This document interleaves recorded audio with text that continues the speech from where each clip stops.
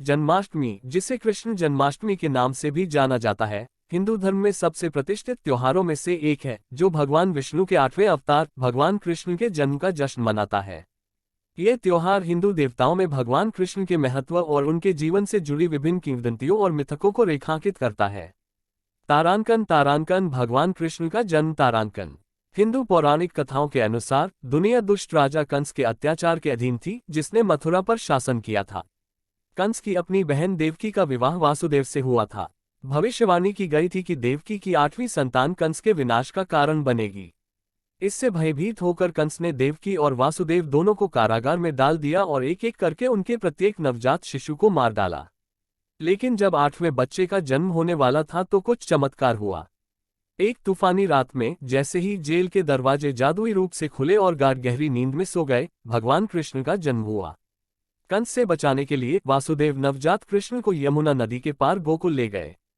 वहां उनका आदान प्रदान यशोदा और नंदा की नवजात बेटी से हुआ। फिर वासुदेव उस बच्ची के साथ कारागार में लौट आए, जो कंस द्वारा धमकाए जाने पर देवी योगमाया में परिवर्तित हो गई और उसे उसके आसन विनाश के बारे में चेतावनी दी। तारांकन तारांकन गोकुल और वृंदावन में कृष्ण का जीवन। तारांकन भगवान कृष्ण का बचपन रमणीय कहानियों से भरा था, जो दैवीय को सांसारिक के साथ जोड़ते हैं। गोकुल और बाद में वृंदावन में एक शरारती चरवाहे के रूप में पले बड़े, वह अपनी चंचल शरारतों, मंत्रमुग्ध कर देने वाली बांसुरी की धुन और मक्खन के प्रति अपने अटूट प्रेम के लिए जाने जाते थे। उनके मक्खन चुराने और चांदनी रातों में गोपियों के साथ नृत्य करने की कहानियां, विशेषकर अपनी प्रिय राधा के साथ, प्रतिष्ठित हैं। इसके अलावा एक बच्चे के रूप में भी कृष्ण ने अपनी दिव्य शक्तियों का प्रदर्शन किया। उनके द्वारा सर्प राक्षस अघासुर को मारने, जहरीले सांप कालिया को वश में करने और ग्रामीणों को भगवान इंद्र के प्रकोप से बचाने के लिए गोवर्धन पर्वत को छोटी उंगली पर उठाने की कहानियां उनकी दिव्यता के प्रशंसापत्र के रूप में मनाई जाती हैं। तारांकन तारांकन महाभारत में कृष्ण की भूमिका। तारांकन जैसे जैसे कृष्ण बड़े होते गए, उनका उद्देश्य स्पष्ट होता गया, धर्म को बहाल करना और अधर्म को खत्म करना। इसकी सबसे गहरी अभिव्यक्ति भारतीय महाकाव्य महाभारत में मिलती है, जहां कृष्ण एक महत्वपूर्ण भूमिका निभाते हैं।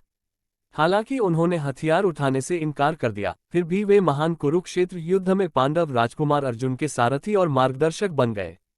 इसी युद्ध क्षेत्र में उन्होंने 700 श्लोकों वाले हिंदू धर्मग्रंथ भगवद गीता का पवित्र ज्ञान दिया था। गीता, जैसा कि बोलचाल की भाषा में जाना जाता है, अर्जुन और कृष्ण के बीच एक वार्तालाप है, जहां कृष्ण आध्यात्मिक ज्ञान प्रदान करते हैं। एक योद्धा के रूप में अर्जुन को उसकी नैतिक दुविधाओं और कर्तव्यों के माध्यम से मार्गदर्शन करते हैं। तारांकन तारांकन कंस का अंत और कृष्ण का बाद का जीवन। तारांकन कृष्ण का दिव्य उद्देश्य तब साकार हुआ जब वे अंततः मथुरा लौटे। अपने भाई बलराम के साथ उन्होंने अत्याचारी कंस को उखाड़ फेंका और इस प्रकार भविष्यवाणी पूरी हुई। अपने बाद के वर्षों में कृष्ण द्वारका के राजा बने, जहां वे नश्वर संसार से प्रस्थान करने तक रहे। तारांकन तारांकन जन्माष्टमी मनाना। तारांकन हर साल भाद्रपद, आमतौर पर अगस्त या सितंबर में के महीने में कृष्ण पक्ष के 8वें दिन दुनिया भर के हिंदू जन्माष्टमी मनाते हैं। मंदिरों को खूबसूरती से सजाया जाता है और भक्त देर रात तक भजन भक्ति गीत गाए जाते हैं और उनके दर्शन के लिए आते हैं। दही हांडी की परंपरा विशेष रूप से महाराष्ट्र राज्य में लोकप्रिय है। यहाँ युवा दही से भरे बर्तन को तोड़ने के लिए मानव पिरामिड बनाते हैं, जो कृष्ण के मक्खन चुराने के चंचल प्रयासों को दर्शाता है। घरों को छोटे पैरों के निशानों से सजाया जाता है, जो शिशु कृष्ण के प्रवेश का प्रतीक है, और माखन मिश्री जैसी स्वादिष्ट मिठाइयां तैयार की जाती हैं। कई भक्त इस दिन उपवास भी करते हैं और इसे कृष्ण के जन्म के शुभ क्षण आधी रात को ही तोड़ते हैं।